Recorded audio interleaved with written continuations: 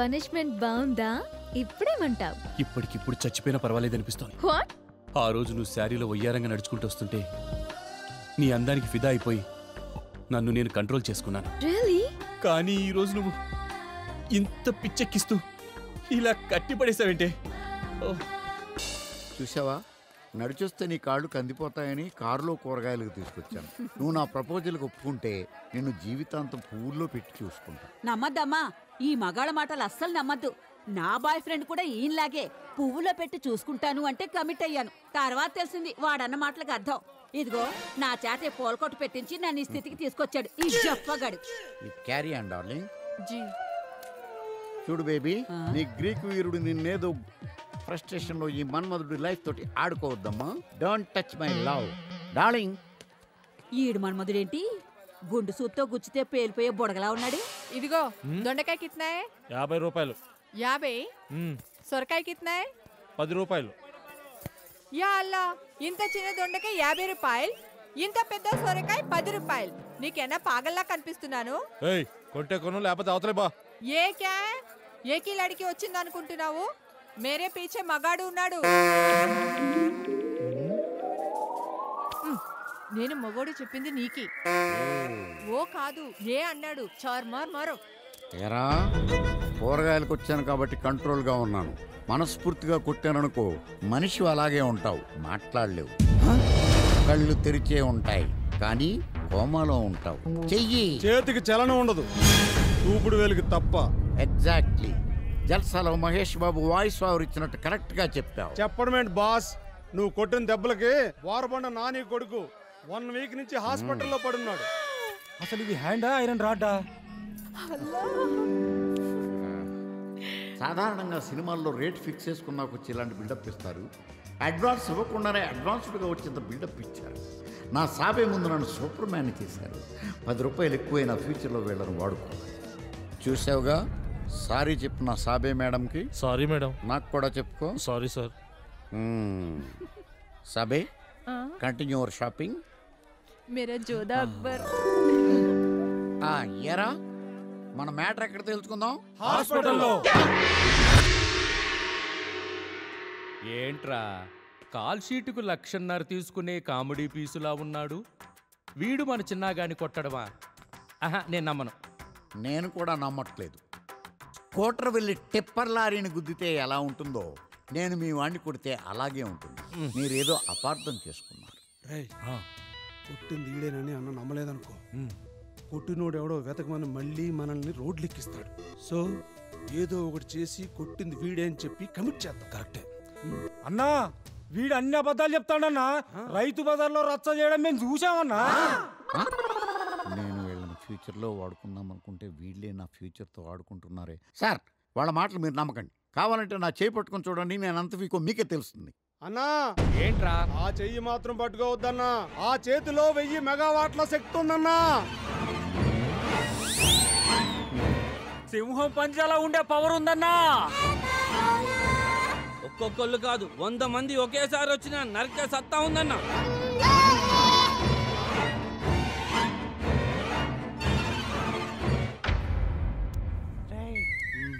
అన్న డైలాగులతో నమ్మేటట్లేడు, యాక్షన్తో నమ్మిద్దాం. అవునరా అన్నా, నీకు నమ్మకం లేదు వాడు కొట్టిడేంటో చూడన్నా.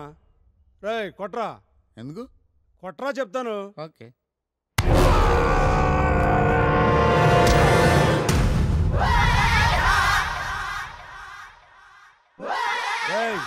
నన్ను దన్ను.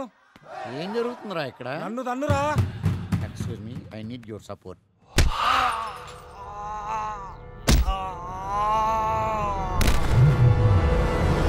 వీళ్ళ ఇంటెన్షన్ నాకు అర్థమైంది. దెబ్బ పడితే యాక్ట్ చేస్తున్నారు, పడకపోతే ఏం చేస్తారో చూస్తాను. రై, కమ్ హియర్. ఏంటి?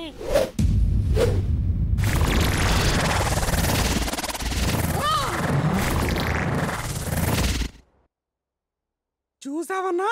నన్ను ఇరికించాలనే వీళ్ళ సంకల్ప బలం ముందు నేను ఓడిపోక తప్పదన్నమాట.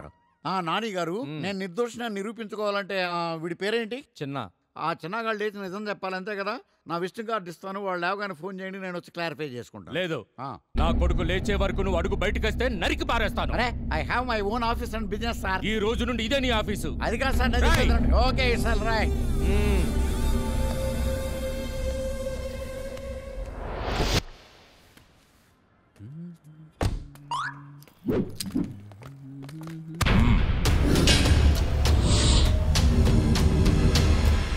ఈ ఫోటోలో ఉన్న వ్యక్తిని ఎక్కడైనా చూసావా?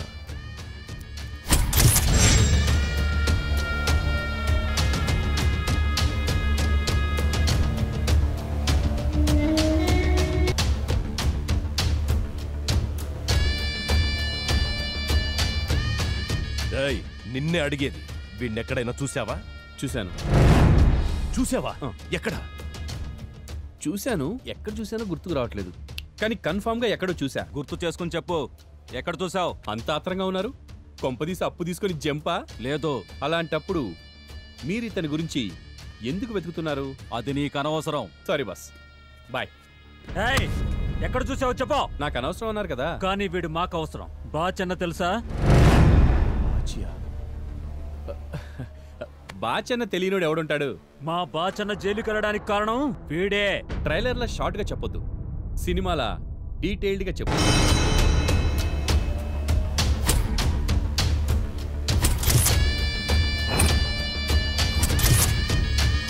ఇదా స్టోరీ. మీ నెంబర్ ఇవ్వండి. నాకు గుర్తొచ్చినా మళ్ళీ అతను కనిపించినా మీకు వెంటనే ఫోన్ చేసి చెప్తాను. Power tyres with dashing nature. Sir ఇది మన అభిగాడు చేసిన యాడ్ సార్. బాగుందిరా, చాలా బాగుంది. వాట్ ఏ టైమింగ్ రా, ఇప్పుడే నీ గురించి అనుకుంటున్నావు, ఇలా వచ్చేసావు. నీకు సెంచరీ గ్యారంటీ. కానీ మీరే హాఫ్ సెంచరీకి ముందే అవుట్ అయ్యేలా ఉన్నారు. ఎలా? మీకు బాచీ తెలుసా? బాచియా? వాడెవడు? బాచి ఇప్పుడు వాడి టాపిక్ ఎందుకు? అయినా వాడిప్పుడు జైల్లో ఉన్నాడు కదా. వాడిని జైలుకి పంపించిందే తమరు కదా. ఏంట్రా నువ్వు మాట్లాడేది? నేను వాడిని జైలుకు పంపడం ఏమిటి? నాకంతా తెలుసు. వాడి మనుషులు మీ ఫోటో పట్టుకొని మీ గురించి వెతుకుతున్నారు. దొరికితే నరుకుతారు.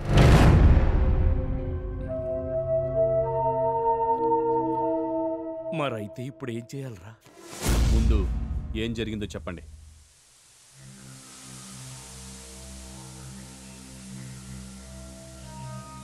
ఆ రోజు ఒక స్పాలో నేను స్టీమ్ రూమ్లో ఉన్నాను.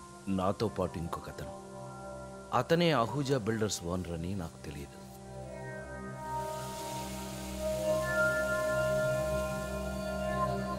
ఇంతలో బాచి ఎదురొచ్చింది.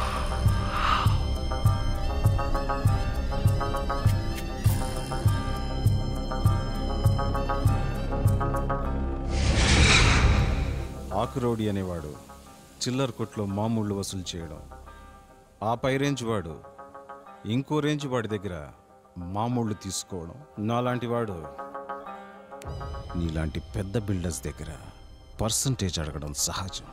దానికి ఈ బాచీనే చంపడానికి సుపారీ ఇచ్చావు.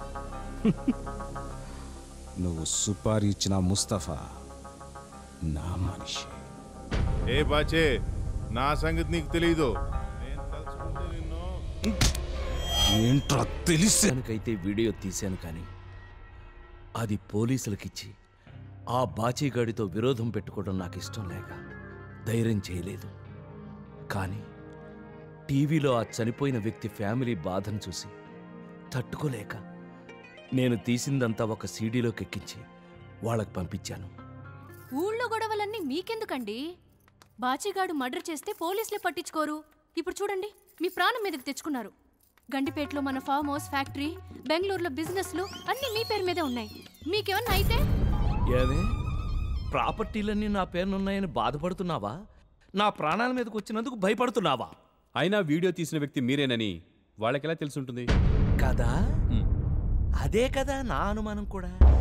నిజంగా నాకేం తెలియదు సార్, నేను ఏ వీడియో తీయలేదు. మరి ఆ రోజు బాచి అన్న వచ్చినప్పుడు స్టీమ్ రూమ్ లో అహూజా కాకుండా ఇంకెవరైనా ఉన్నారా? అంటే ఆ రోజు బాచి గారు లోపలికి వెళ్ళాక ఓ గెస్ట్ కంగారు పడుతూ బయటికి వెళ్ళారు. ఆయనే అయి ఉండొచ్చు. నాకు కావాలి, పేరు అడ్రస్ తో సహా అన్ని నాకు కావాలి. అంటే ఆయన రెగ్యులర్ గెస్ట్ కాదు సార్, నేను కూడా చూడడం అదే first time.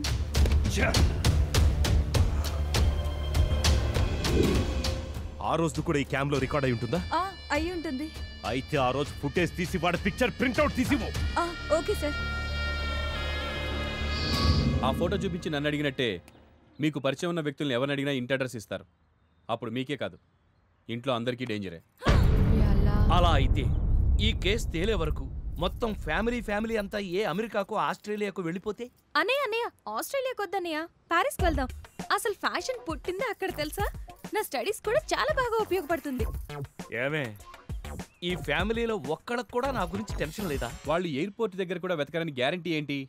So foreign idea కూడా డేంజరే. మరిప్పుడు ఎలా రా? నాకు తెలిసి మీరు సేఫ్గా ఉండడానికి ఒకే ఒక ప్లేస్ ఉంది. ఎక్కడా? జైల్.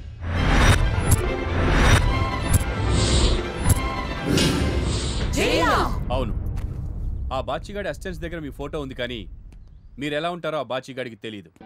సో వాడున్న అదే జైల్ మీకు సేఫెస్ట్ ప్లేస్. అంటే ఇప్పుడు నేను జైలుకి వెళ్ళాలా? తప్పదు మరి. జైలు గురించి నాకు ఓనమాలు కూడా తెలియదు కదరా. అలాంటి నేను ఒంటరిగా వెళ్ళాలా? నువ్వు కూడా రా.